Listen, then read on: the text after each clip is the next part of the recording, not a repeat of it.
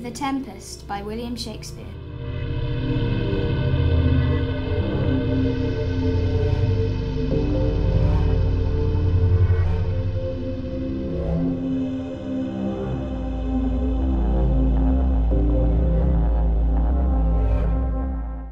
Far, far away on the coast of a strange island that was forever wrapped in mist that the sun changed into moving curtains of gold, young Miranda and her loving father, the magician Prospero, watched a ship that was about to be smashed to pieces.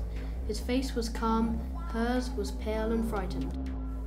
Prospero had once been Duke of Milan, but his power-hungry brother has cast the 3-year-old Miranda and Prospero to sea in a small boat.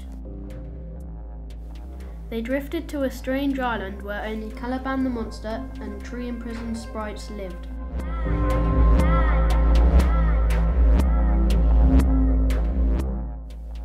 Ariel, a sprite released from her tree by Prospero's magic, and Caliban became Prospero's slave.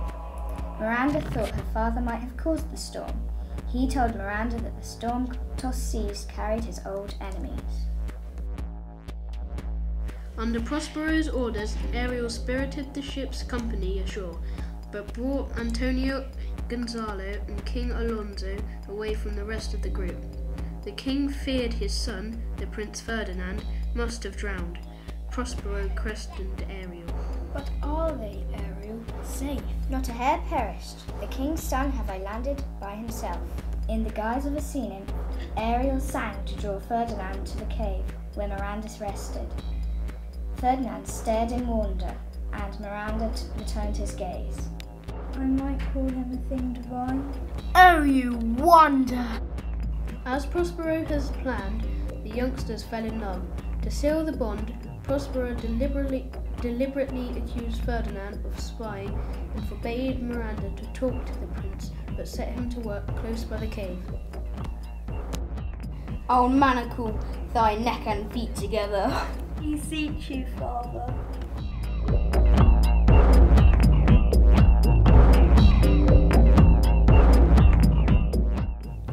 Prospero watched Miranda and Ferdinand's love blossom, and finally he relented. Take my daughter! He magicked up a flock of nymphs to sing a blessing on their engagement. Meanwhile, Caliban was gathering driftwood for the fire.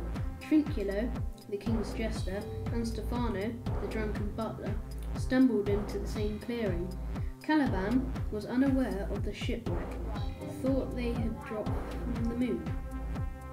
Hast thou not dropped from heaven? Thinking them very powerful, Caliban urged Trinculo and Stefano to kill his master, Prospero. Monster, I will kill this man! Ariel overheard the three and flew off to tell her master. As the murderous trio approached, Prospero unleashed a pack of snarling phantom hounds, which chased them to the far side of the island. King Alonso and Antonio had been searching for Ferdinand. He is drowned, who thus we say to find.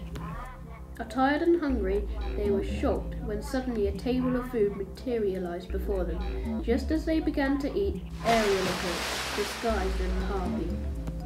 You are men of sin! She drew them into a magic circle where they were held like unwilling statues and reminded the pair of their sins against Prospero and Miranda. Prospero suddenly appeared before them as though risen from the dead.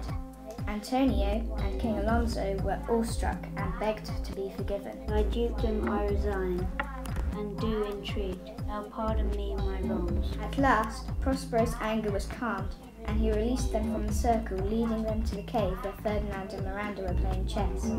King Alonso was overjoyed at finding his son alive, and seeing Miranda's beauty and his son's happiness, gave permission for them to marry. I chose her when I could not ask my father. Let grief and sorrow still embrace his heart, that doth not wish you joy. In the middle of the happy party came Caliban, Trinculo and Stefano.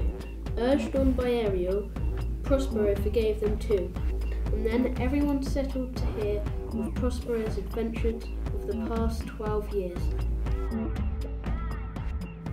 They all planned to sail to Naples the next morning for the wedding of Miranda and Ferdinand. That night, Prospero released Ariel from his services, who promised him good winds for the journey. Then, Prospero threw off his magic cloak, buried his staff in the deep ground, and threw his book of magic out to sea.